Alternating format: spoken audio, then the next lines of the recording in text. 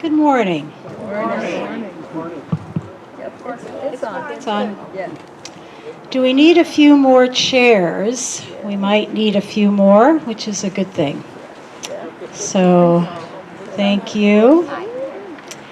That has been a theme this weekend. How many chairs do we have?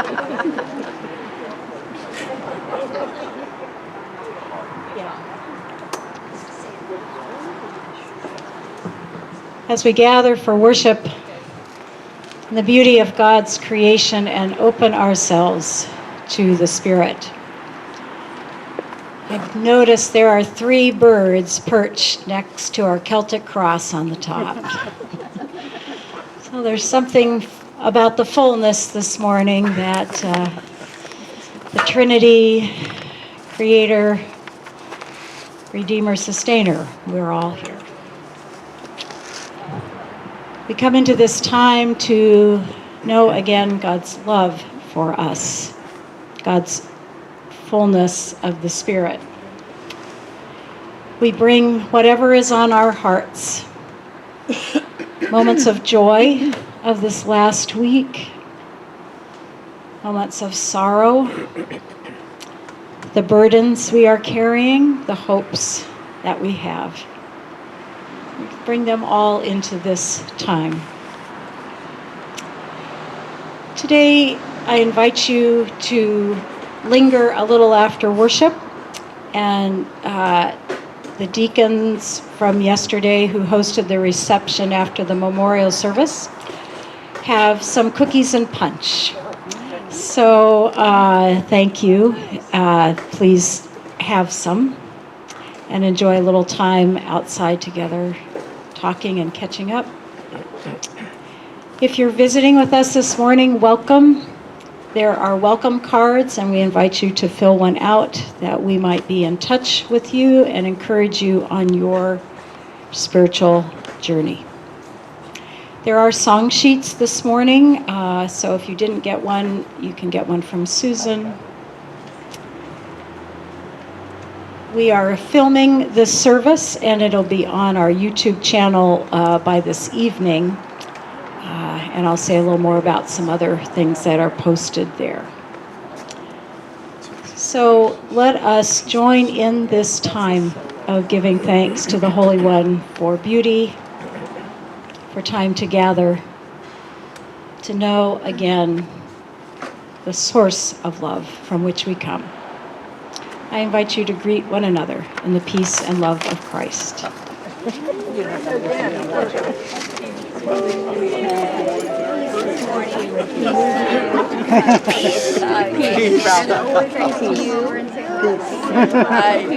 a peace to you, Libby. Oh, right in front of the camera. Hi, John. I had Ralph. I think I met John Brown yesterday.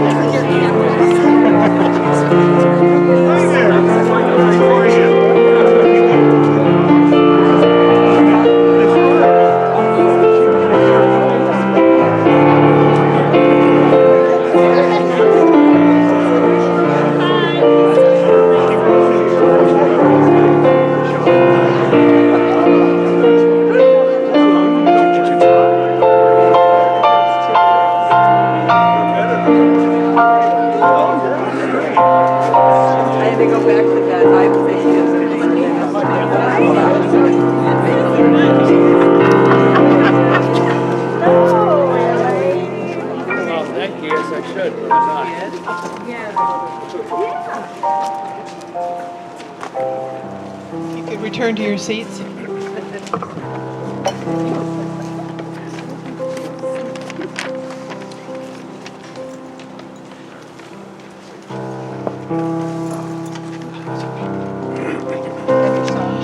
song this morning is very simple. The words are on your song sheet. It's peace be still, the storm rages, peace be still. And we will sing it multiple times as we enter into worship this morning.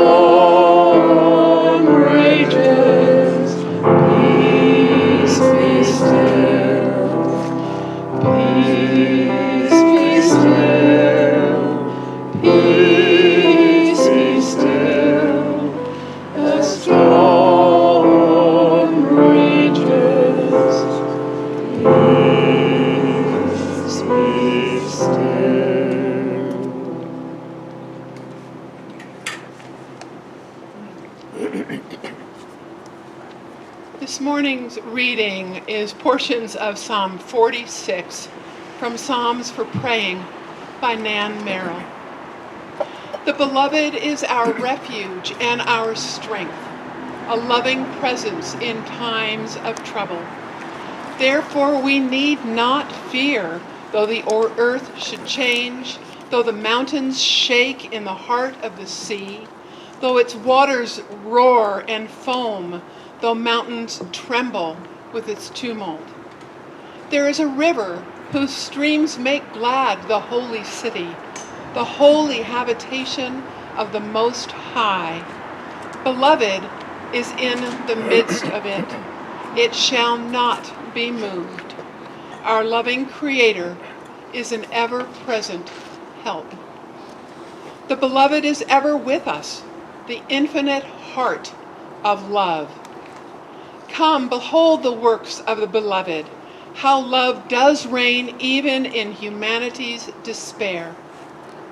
Be still and know that I am love.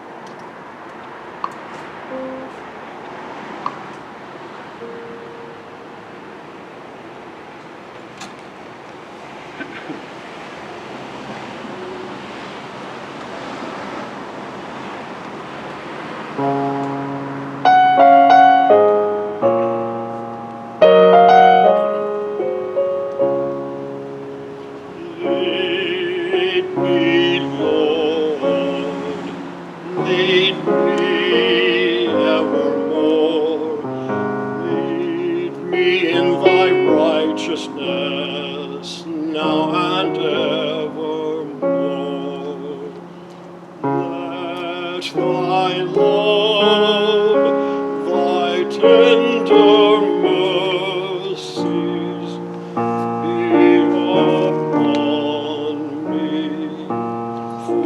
thy law is my delight. Quicken me in thy loving kindness. Lead me, Lord, lead me evermore. Lead me in thy righteousness, now and evermore. Teach me, Lord, the way of thy statutes. Teach me, Lord, all thy commandments, for thy law is my delight. For thy law is my delight. Lead me, Lord, lead me evermore. Lead me in thy righteousness, now and evermore. I shall praise thee, now and evermore.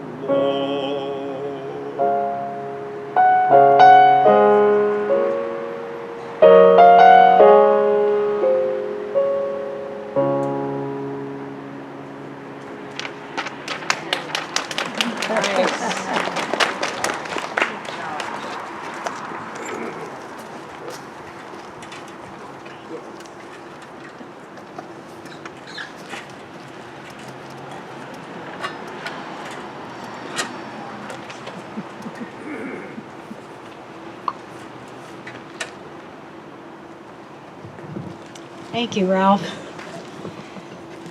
Our reading today is from Mark's Gospel, chapter 4, beginning in verse 35. Jesus' ministry has started. People have heard him teach, have seen him heal. The days are long. Let us listen for the word for us today from Mark 4, beginning in verse 35. On that day, when evening had come, Jesus said to them, "Let us go across to the other side." And leaving the crowd behind, they took him with them in the boat, just as he was.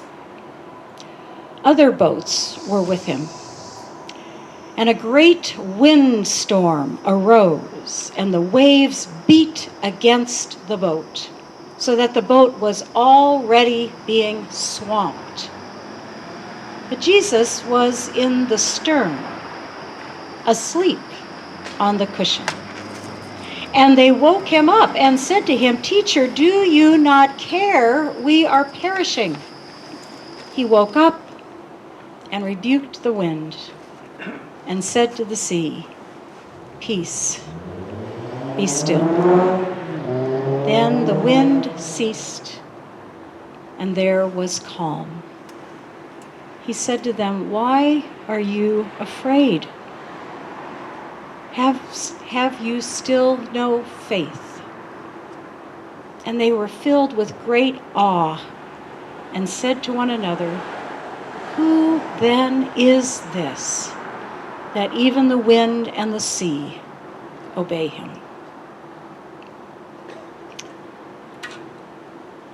Let us join our hearts in prayer.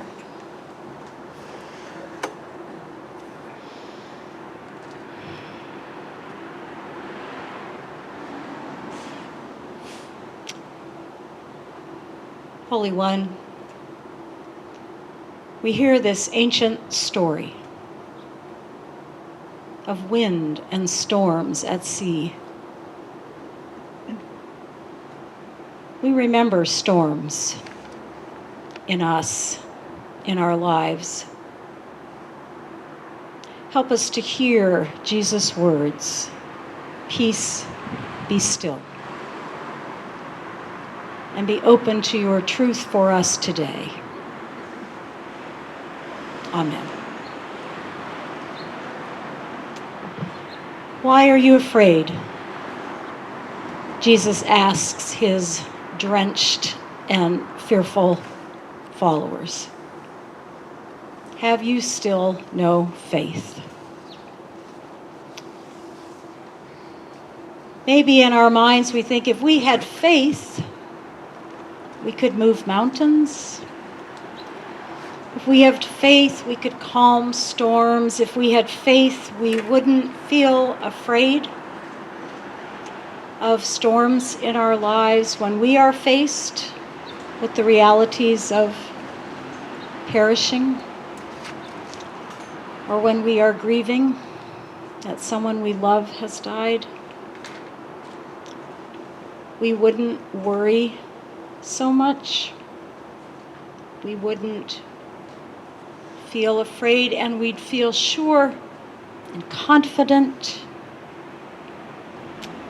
Maybe we wouldn't have so many questions. But I want to keep thinking about that word faith this morning and what it means for us, and maybe to broaden our understanding of that word. I think there's another part of the story that gets at faith. It's not just that one sentence, that's one question that Jesus offers. When we see the storm and witness the disciples' terror and watch Jesus speak to the powers of nature, and observe in that instant when the wind and the waves obey him, there's that question that Jesus asks, why are you still afraid? Don't you have faith? And then they ask a question. Who is this? Who is this?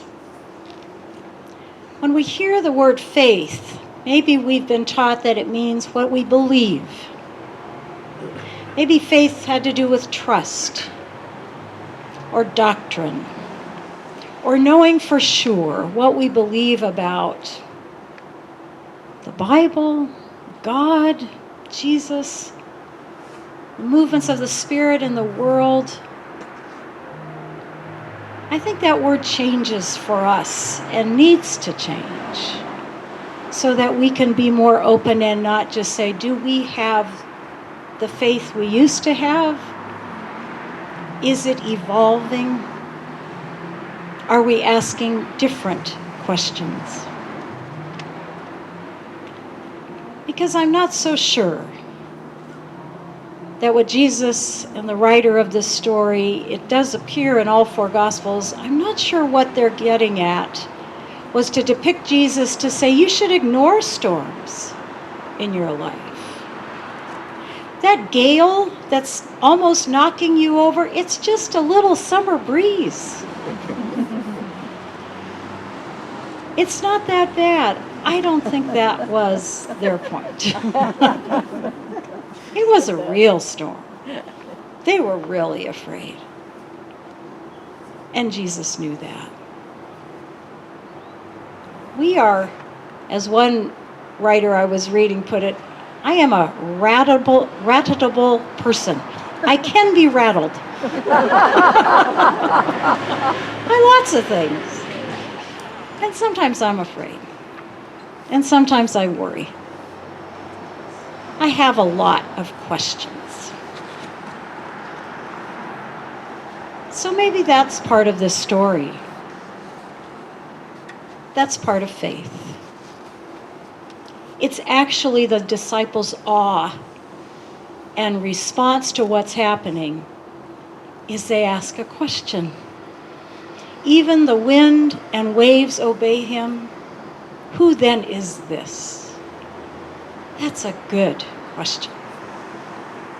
Who then is this? Who is this God? Who is this incarnate? Who is this teacher? Who is this presence among us?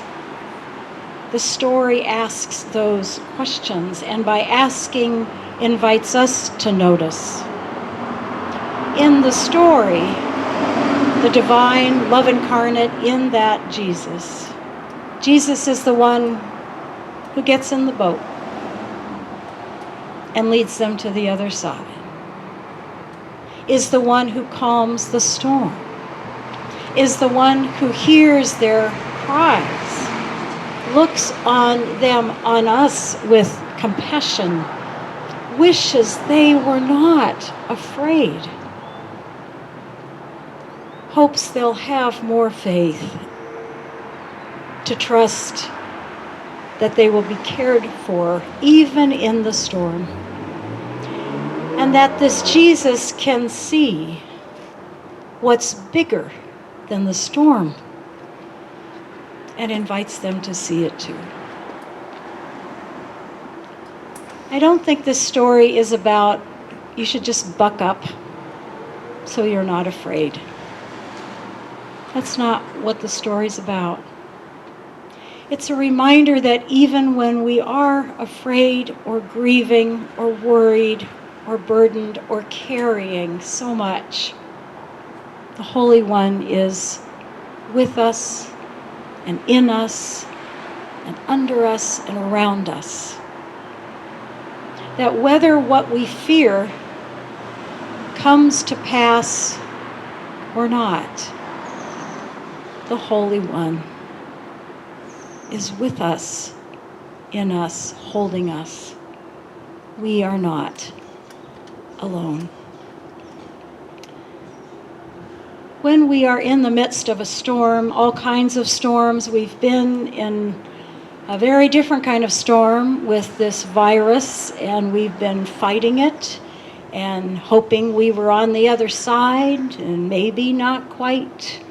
And new storms of variants blowing, feeling hopeful.